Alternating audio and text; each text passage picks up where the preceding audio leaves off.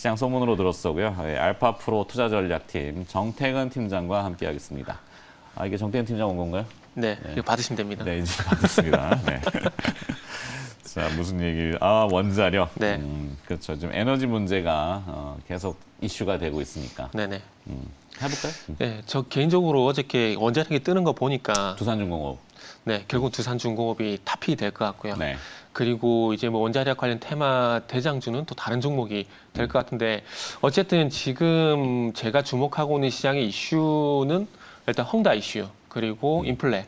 이 인플레로 인해서 지금 원화가 약세적으로 진행이 되고 있는 상황이기 때문에 인플레 좀 주목을 할 수밖에 없는데 원자력이 어쩌면 이 지금의 발전 원자재 가격 상승의 어떤 클로저 역할을 할 가능성이 있지 않을까. 그렇게 본다라면은 이제 악재 하나는 또 사라질 가능성이 상당히 높고요. 헝다 같은 경우는 그 중국 CDS 프리미엄 5년물이 60pp까지 또 올라갔더라고요. 그래서 일단 헝다는 좀 더 지켜봐야 될 것 같고요. 인플레 같은 경우는 원자력이 부상을 하게 되면서 이 문제를 좀 해결해 주지 않을까라는 말씀을 좀 드리고 싶습니다. 일단은 유럽이 잘 아시겠지만 2015년부터 파리 기후 협정 이후에 빠르게 신재생 쪽으로 전환이 됐습니다. 석탄 사용을 줄이고 풍력이란지 태양광 쪽으로 이렇게 빠르게 전환을 하게 되고 그러면서 전기차 생산이란지 이런 부분들을 좀 발빠르게 진행을 해 나갔는데 이게 어찌 보면은 그 탄소 중립의 역설이 될까요? 이게 이제 부메랑으로 이제 돌아오고 있는 상황인데 최근에 많이 저도 얘기를 드리고 많은 전문가들도 얘기를 하고 있지만 영국 같은 경우에 섬나라인데 바람이 안 불어가지고 풍력 발전이 지금 안 되고 있어가지고 한때 그 얘기가 있었죠. 네. 전기값이 전기료가 네. 거기는 뭐 굉장히 급등했던 2배가량 급등했다 그러더라고요. 70%. 네. 그리고 우리나라는 지금... 이제 전기료가 딱 묶어 있잖아요. 네네. 공기업이 성격이 강하기 때문에 상한제로 딱 묶어놔서 네. 일정 가격 이상 못 올라가죠. 네.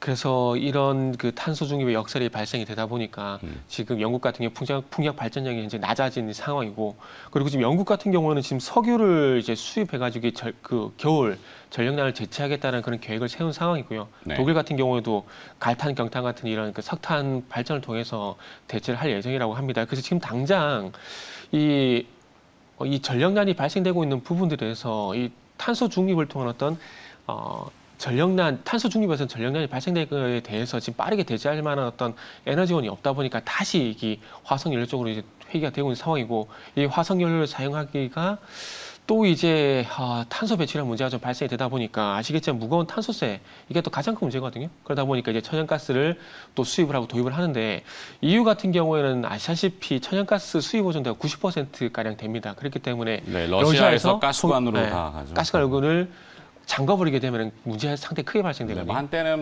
그렇죠. 러시아에서 가스관 잠궈버리면 유럽은 얼어 죽는다. 겨울에 뭐 이렇게 얘기까지 극단적으로 할 정도니까.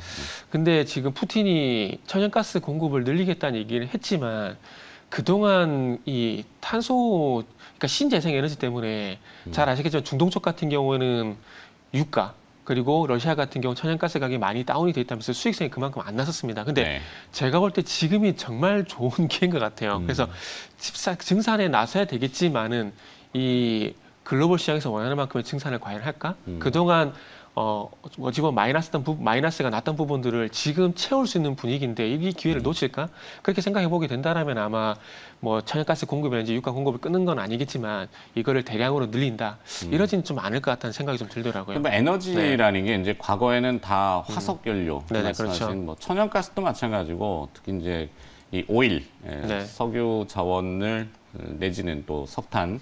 그렇죠. 그러다가 이제 어느 한 십수년 전부터 대체 에너지, 친환경 에너지 그때도 얘기가 나왔잖아요. 그렇죠. 태양광이 그때라고 각광을 한때 확 받았던 막 OCI가 막 60만 원 막 이렇게 갈 때 아시겠지만 OCI가 이제 동열 제철 화학 시절 때 진짜 급등했었지 않습니까? 50만 원까지 가면서. 그래서 그때 사람들이 당장 태양광으로 다 이게 뭐 전환이 빨리 될 것처럼 했지만 십몇 년 동안 그 과정을 거쳐왔죠.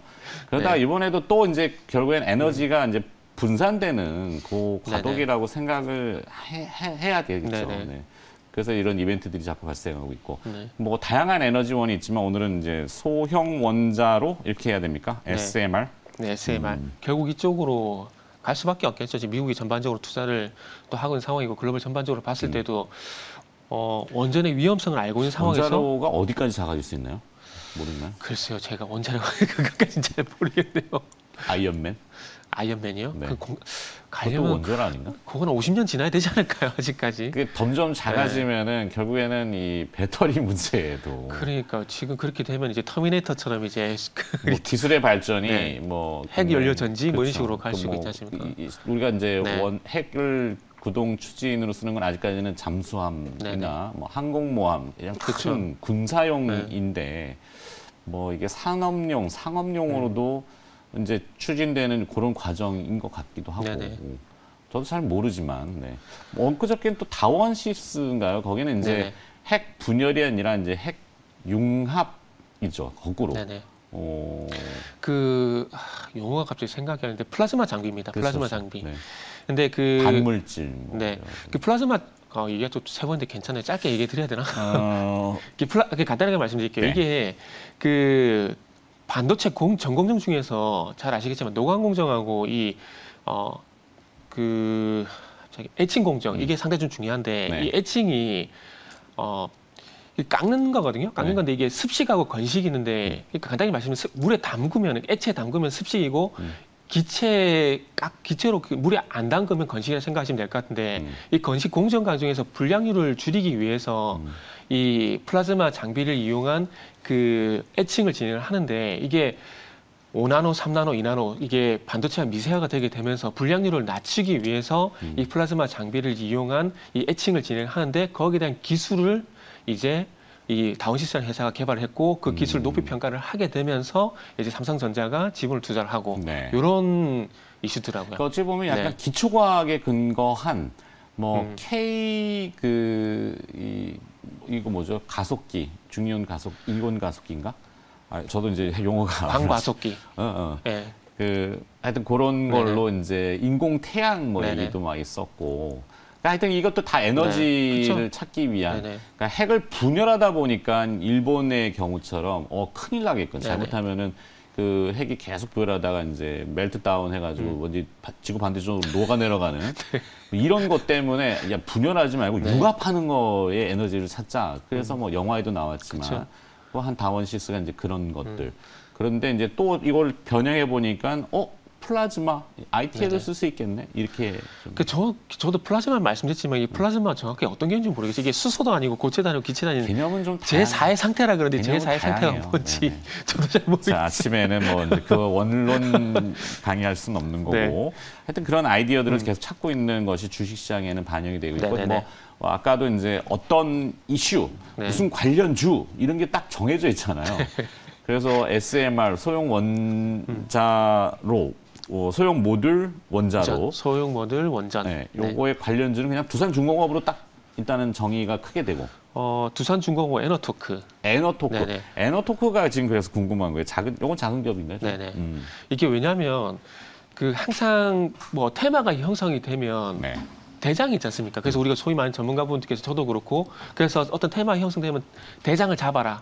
그 얘기를 상당히 많이 해요. 예를 들면 최근에 리비안 같은 경우에 대원화상이라는 종목하고 에코캡이 상당히 급등했었거든요. 이게 대장주였습니다. 네. 물론 뭐 리비안 쪽으로 와이랭 하네스라든지 이런 부품을 공급하고 있지만 결국에는 어떤 종목이 가격이 시세를 낼 것인가 그게 관건이거든요. 그래서 그런 관점에서 보게 되면 이제 또 어저께 원전 관련주가 또 큰 폭의 상승이 나왔는데 거기서 대장이 또 누구냐? 보니까 또 에너토크더라고요. 상한가 진입이 됐고 그렇기 네. 때문에 실질적으로 SMR 시가총액이 쪽으로 1,000억이 안 되니까 가볍게 움직인 것 같고. 그래서 제가 두 개를 준비한 겁니다. 네.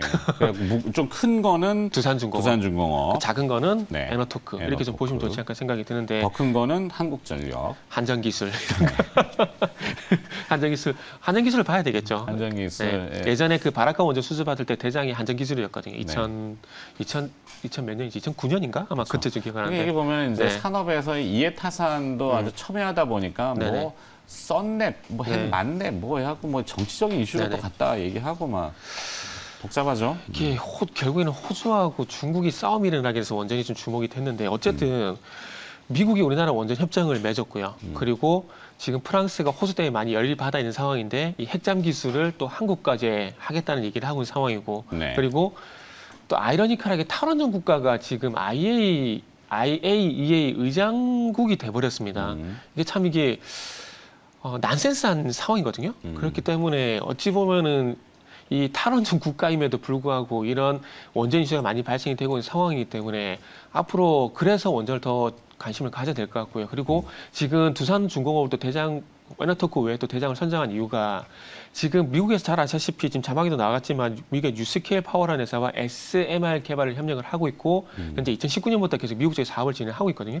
근데 그렇다면 미국 쪽에서 사업을 하고 있다는 그 이유 때문에 글로벌 전반적으로 또 두산중공이 부상할 가능성이 상당히 높다라는 거죠. 그리고 체코 원전이 중국 쪽으로 수주가 될 가능성이 상당히 높다라는 얘기가 있었거든요. 그런데 또 이제 유럽이나 이제 미국이 좀 중국을 적대시하는 그런 성향이 상향이 좀 나오다 보니까 이 수주가 중국이 아닌 한국 쪽으로 올 것이다. 그렇게 된다라면 두산중공업이 또 가장 큰 수혜가 될 거예요. 물론 이 부품마다 수혜는 다 틀립니다. 뭐 결국에는 수주를 받게 되면은 제가 생각했을 때 한전기술, 두산중공업, 현대건설을 봐야 됩니다. 왜냐하면 이전에 바라카 원전을 수주를 받았을 때 요 세 개 기업이 실적으로 수주를 따내서 공기를 진행을 했었거든요. 네. 그렇기 때문에 만약에 체코 수주를 많이 받게 된다라면 방금 말씀드린 요 세 종목들이 부상할 가능성이 상당히 높다라는 거죠. 그리고 뭐 이 분위기가 이어지게 된다라면은 또 뭐 에너토크라든지 보성파워텍이라든지 작은 종목도 들썩일 수밖에 없는 상황인데 그렇게 보게 된다라면은 또 뭐 에너토크 같은 종목들도 안 볼 수는 없겠죠. 시세가 움직이니까. 일단 어제 시세가 첫 번째로 움직였는데 오늘 이제 그 아침의 분위기는 조금 이어갈 것 같고. 그렇죠. 근데 최근에 트렌드가 연속성을 가질 거냐는 잘 모르겠네요. 그 최근에 트렌드 오늘 제가 또 어제 급등했음에도 불구하고 오늘 또 준비한 이유가 뭐냐면 최근에 트렌드가 이 쏠림 현상으로 해서 상승세가 계속 지속되는 부분도 있지 않습니까? 예를 들면 최근에 영상 컨텐츠 같은 경우에도 잘 아시는 버킷 스튜디오, 쇼박스 이런 종목들이 하울의 단발성으로 끝이 나는 게 아니고 계속 가고 있고 좀 무겁긴 하지만 자동차 같은 경우에도 지난주 목요일부터 시세가 계속 이어지고 있거든요. 그래서 이런 최근에 그래서 주식시장의 트렌드가 이런 쏠림 현상에 의한 단계 상승이 지속이 되다 보니까 오늘까지도 적어도 최소한 오늘까지는 그래도 완전히 영향을 주지 않을까라는 판단을 하고 있고요. 그리고 이제 뉴욕도 뭐 어제 우려했던 한꺼빈 또 넘겼고 뭐 이번 주 계속 봐야 되긴 하겠습니다. 나쁘지 않다는 분위기 때문에 아마 투자심도 괜찮을 거라고 생각을 하고 있습니다. 네. 그러네요. 그러니까 또 뭔가를 찾을 것 같고. 자, 에너토크 요게 좀 새로워서 한번 들어봤고요. 나머지 또 신선한 기업은 좀 뭐였을까? 없습니다. 지금 찾아보니까 더 알고 계신 종목들이 다 상해 랭크가 돼 있더라고요. 없습니다. 저도 웬만하면은 진짜 노출 안 된 종목들 말씀드리고 아시잖아요. 노출 안 된 종목들 많이 말씀드리고 싶은데. 그렇죠. 뭐 새로운 걸 찾는다는 게 참 어려운 점. 창작의 고통인데. 그렇죠.